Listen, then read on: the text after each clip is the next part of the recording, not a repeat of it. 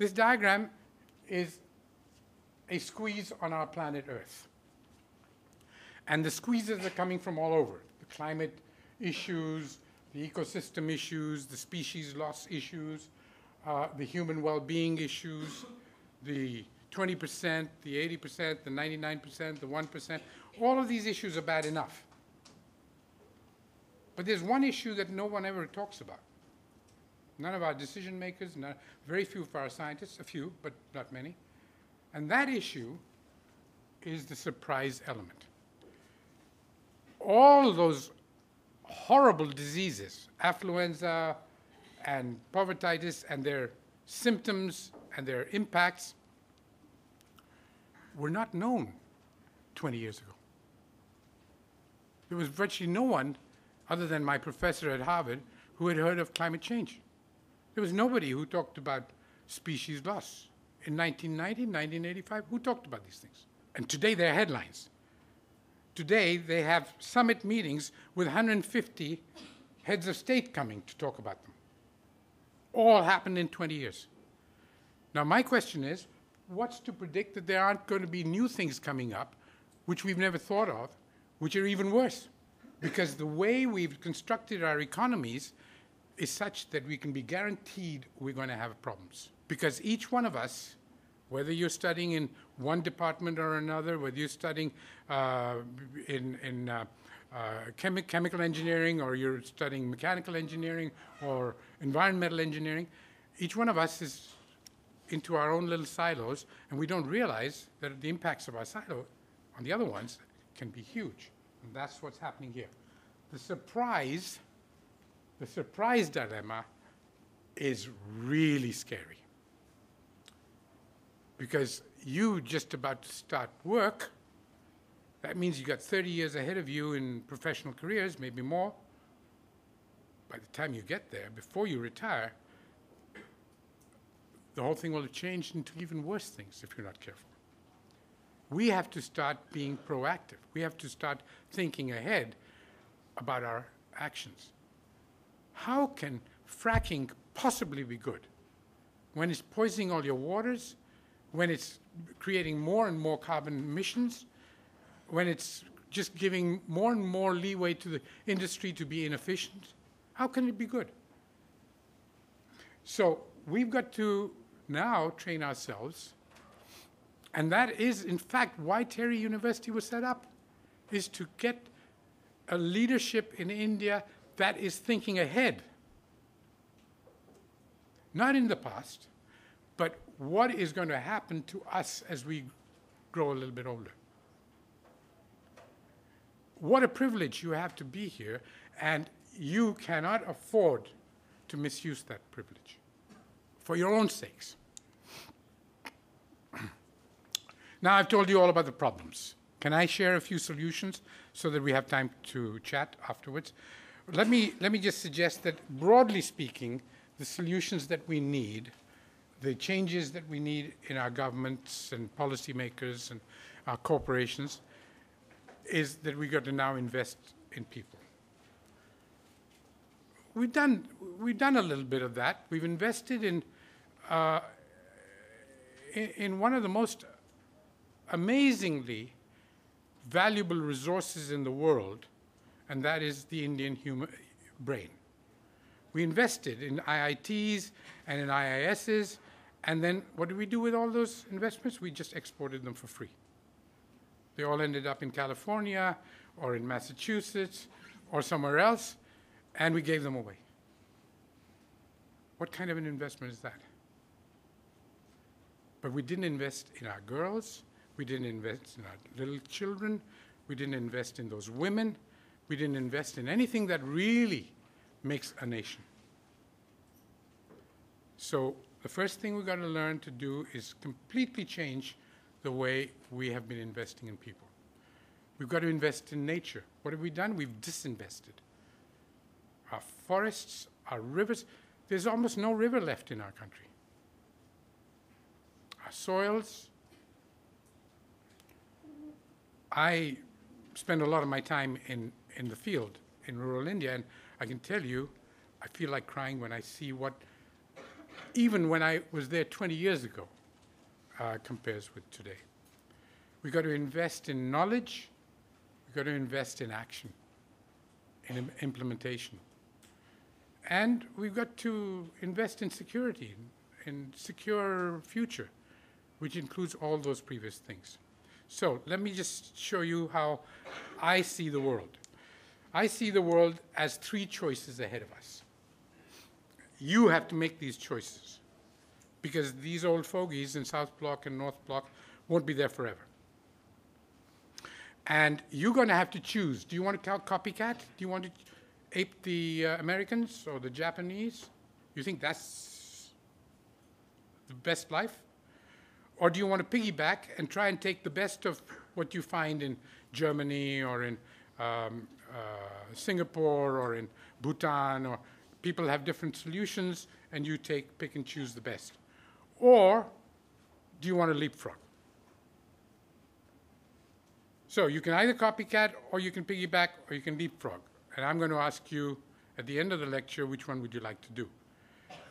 The first one means business as usual. Just continue the way you are. That's okay, because that's what we've been doing.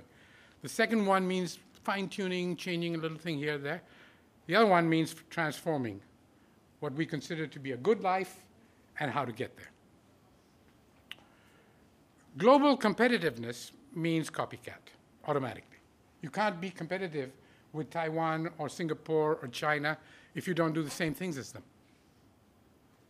So if you hear your politicians saying, we have to be competitive, you tell them you do not. We're playing another game. Do you think that David came to this mound where he found Goliath, said to himself, I have to compete with Goliath? Of course not. He had no chance with Goliath. He changed the rules of the game. He didn't tell Goliath that he changed the rules of the game, but he basically chose a different weapon. And Goliath had never thought of that. India has to be a David with a totally different approach. And you know, there's only one country in the world that has actually understood that. Do you all know which one that is? It's a country that would fit into R.K. Puram sectors 1 to 8. Bhutan. Bhutan's the only country that has said, enough is enough, we're not playing that game. We're not competing with anyone. They're going to compete with us. And they've done it within a decade. It's a truly amazing affirmation of a whole nation to thinking what life is about and doing something about it. I think we can learn a lot from Bhutan. But global competitiveness is not what it's about. This is what you get if you want to be globally competitive. That's what you get. That's what you get. Global competitiveness is about destroying. Destroying nature, destroying people. That's what global competitiveness is. We don't need that. Then there is what we might call piggyback, choosing from good practices. And that's good. It's better. You can reduce the amount of materials you use, energy used by a factor of 4, 5, good technologies, good housekeeping, more efficiency, more renewables, better light bulbs, lighter cars. Those are good. I could go on forever on that, and I'm not going to waste your time because you all know that. But it's only when you do transformative thinking, the leapfrog, that's when you can really hope to make a world better for yourselves and your kids. And for that, you have to have priorities. Almost the exact opposite of the priorities we have today. Priority number 1, simple. Invest in girls and women, improve human well-being, and actually you get a double whammy. You get a double major result. Not only do you improve their lives, for which they have a right and an entitlement that you have never fulfilled, But as a consequence, you have a huge impact on their fertility. Girls who have a little more education and an extra 2 years of school, they delay their marriage, they get fewer kids. People who have women, by and large, don't want 6 kids. And if they have a chance, they won't. And by improving their lives, by making available jobs for them, you actually make a huge difference. Let me give you an example. In 1989, we built a factory in Orcha. This is near Jhansi in Bundelkhand. And we built a factory for handmade recycled paper. And my colleagues, the engineers said, you know, this is such a good technology, it's going to be very profitable, it needs very little skill, and we can train people up very quickly, and this is truly an amazing technology. I said, okay, I'm going to call your bluff. I want you to put up this factory. It was an investment of about $80,000 equivalent in rupees, which we got from some donor agency, and we put it up. I said to them, I want you to make it all women, and I would like you to interview whatever you want, 100, 200 women from the villages around, and choose not the top 25 for their skills, but the bottom 25 for their need. The more desperate they are, the more interesting they are for us. And so they did. They had these women, they were in their childbearing age, they were in the range of 18 to 25, and they were basically put to work. And my colleagues were right. It was actually a good technology. We started making money in 6 months, export quality paper very soon after that, and it was a good production unit. This went on for many years. We had, of course, we're sort of strange employers, so we used to insist on their using half the lunch hour in learning how to read and write, and empowerment of the women, and creches for their kids, and buses for their children, vans for their children to go to school, and so on. So they had a pretty good time. Now, I was going to Copenhagen for the COP15 of the climate change meeting, and I had a side event there, and I wanted to use the side event to show that it is possible to reduce carbon emissions by investing in jobs for women. That was what I wanted to show. This is something that I'd written a paper about in 1965 when I was teaching that course at Harvard. And already in 1965, I had been thinking about the relationship between human fertility and the empowerment of women through education, jobs, and so on. And I'd written a paper, and I wanted to test whether what I'd written made sense. So I sent 2 demographers down to Orcha to check out these women and the control group. Control group was actually their cousins or their sisters of the same age group, income, caste, and everything else.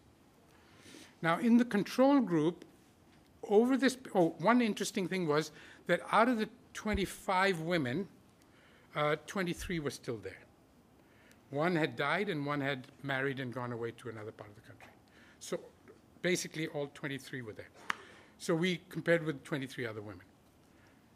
Now, the control group women, in those 20 years, 23 women had among them, reported among them, 23 births. 23 births. And you know, in India, there's a lot of underreporting, because when babies die below a certain age, or girls die, they don't even report them.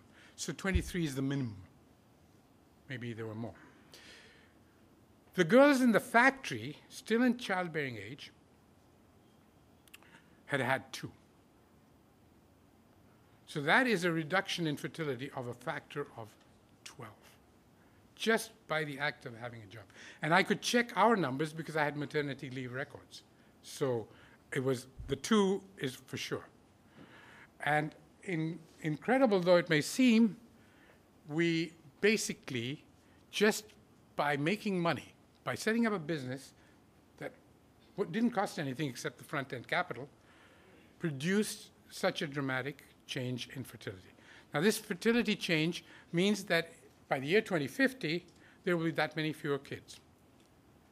And you can justify that that much carbon emission reduction should get you money, carbon offset money, in order to pay for the creation of more such facilities. Anyway, the priority number 2 is investing in green jobs and sustainable livelihoods. This is the kind of thing my organization does. We develop new technologies. This is roofing tiles. This is hand looms, and a variety of other things, mainly building materials, water systems, energy systems. Priority 3 is investing in nature, regenerating the resource base, prerequisites for the food security system, developing wastelands, which is much cheaper and easier than people think. You can get tremendous changes with very small investments. Organic farming, check dams, and so on. In the last 6 months alone, we've built 25 check dams, and the impacts of those on the local economy are just huge. Returns of investment of 1,000%. We do a lot of work with low-cost construction. I think buildings are one of the big impacts on nature. This is our headquarters building just down the road. This is our new recycled building. It uses only mud and industrial wastes and fly ash. It's really quite a remarkable building. And as you can see, it's quite a livable building. We built the Indira Gandhi National Center for the Arts in, that's the Meridian Hotel near Rajpath and Janpath. You must have seen that. It's called the Mati Ghar. It's there for the last 25 years as a national exhibition center. Now, the 5th priority is to strengthen civil society, what you call NGOs, what you call research think tanks, and all those other things. And I have a lot of evidence, which I won't spend time on, from studies by people who have shown that genuine democracy and good government cannot be had without a strong civil society. If any of you are interested, we can sit and chat about that. But these maps demonstrate how important civil society is to have good government, if nothing else. Priority number 6 is to consolidate local governance and community empowerment. And, of course, anti-corruption. Don't forget, I've got lots of T-shirts outside for those who want to come and join me tomorrow. Now, that's not all. The next part is horse jump. How do you really get factor of 50 reduction in material use and still have a better life? The kind of thing that Bhutan is trying to do. You use nature. The 5 kingdoms of nature. The 5 kingdoms of nature because nature has no concept of waste. Nature doesn't need external energy to run it except the sun. Nature manages everything on its own without any new big heavy-duty machinery to do things for it. And we've just published this book, the Club of Rome, called The Blue Economy, which is 100 innovations based on nature, inspired by nature. Now, look, we've got less than half an hour, about half an hour, and I have a wonderful story for you about nature, but I think I'm going to stop at this time and open the floor, and if we have a few minutes, I will show you the rest.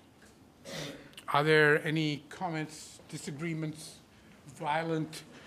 How much have we been able to achieve, and how much time do we expect that we'll be able to achieve that?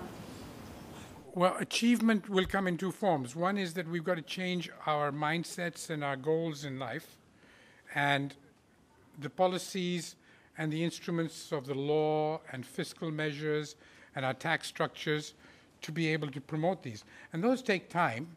It's true in any country. In India, they seem to take a little longer. I would say that if there is an agreement among the general population that this is needed, it could be much faster. That agreement isn't going to happen probably very easily unless there's catastrophic forcing of this because of catastrophes and climate change and major losses of some kind or other. But, you know, for people like me, those are already happening. I work in Madhya Pradesh, where there's a district called Tikamgarh, which has suffered, and this is only one of many, many districts. It's not the only one, where for almost a decade, almost the entire populations of parts of that district have to migrate because there's no water, there's no food. Now, if this kind of thing isn't noticed by policymakers, then it'll take longer. They don't have the metrics. They're not measuring these things. They are basically looking so much at what happens in Bombay and Delhi rather than in the rest of India that they don't know that these are needing attention. Once we can get them to do that, then of course it doesn't have to take very long. But sustainable development is a direction. It's not a goal. It's not a destination. I don't know how I would answer your question because we never know how much more sustainable we can make it. But we have to start in that direction. And we haven't even done that yet. Okay, we are making a start. I mean, we have been making a start. But yes, it seems that probably we don't have the integrity. The intentions are not good. So the kind of setup we are having in our country, it seems that maybe we don't lead anywhere. Or we achieve, if we plan to achieve 100, we are able to achieve only 10. Is it the scenario? Are we going to have like that only? It's up to us. I mean, I spend my life trying to avoid doing that, having that happen. But I don't know whether we can convince each other or not. But I'm not sure your question has an answer. It depends on the whole country to do something about it. Yes. I'm a forest officer working in Madhya Pradesh, and I see like a lot of organized thing in forest department. I have read that forest department and fisheries and 2-3 departments, they have imbibed the sustainability in their working plans and in their working ever since. From the time forestry was instituted. But what I see today, what is lacking is the kind of sensitivity in the other departments, or which is not leading us to the scenario our respected lady was asking here. Is it the lack of technology, sir, or is it the lack of commitment, or is it the lack of resources? What is lacking which is not leading us to sustainability? That is what I want to ask. Why we are not able to achieve that? I presume by resources you mean money, not trees. You mean financial resources.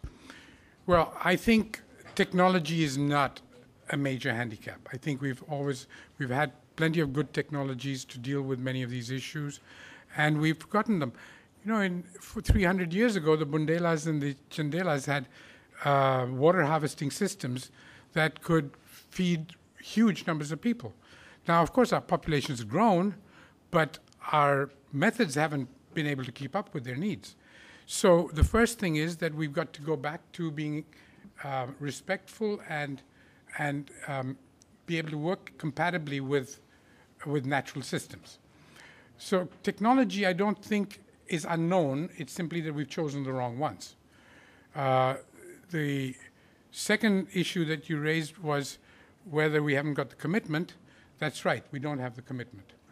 And the third is that financial resources, we do a huge amount of work without financial resources. Obviously, to make a change, you need to make capital investment, and you do need financial resources for those. But I don't think India is so poor as to be able to not find the money. We seem to be able to find literally lakhs of crores for improving our exports. We seem to be able to find large amounts of money for making things that actually are highly non-sustainable. But it's a matter of commitment. I don't think it's a matter of lack of resources. My biggest worry is the first point you made, that the forest departments and the fisheries departments are all right and they're very sustainable, and the other ones are not. I'm afraid if you talk to the other ones, they will say the opposite. So I find it difficult to believe that the forest departments from the beginning have been oriented to sustainability when the amount of forest cover in our country has gone down as much as it has. I don't think that's a correct statement. I think, sir, I'll